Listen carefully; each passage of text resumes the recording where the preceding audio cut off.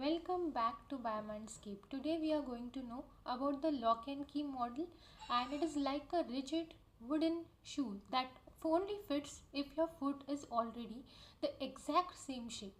While the induced fit model, it is like a stretchy socks that shapes itself around your foot to grip it tightly. So this is a simple example for understanding the lock and key model and induced fit model.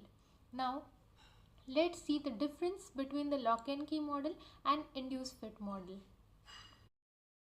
Lock and key model. Lock and key model was proposed by Emil Fischer in 1894, whereas induced fit model was proposed by Daniel Koshland in 1958. The lock and key model have a completely rigid, static and pre-shaped active site. And induced fit model is having a flexible and dynamic and conformational active site.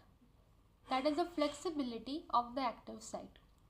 Whereas the lock and key model have a substrate complementary, that is perfect geometry fit before binding for the lock and key model, whereas for induced fit model it is partially complementary before binding. The mechanism of binding in lock and key model.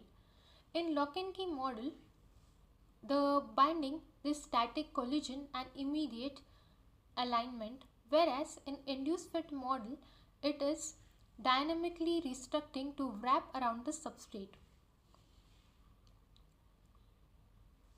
The catalytic state, that is explains the binding but not how bonds are straight in the lock and key model, whereas in the induced fit model it explains how conformational strain disordered substrate are bonds they are formed.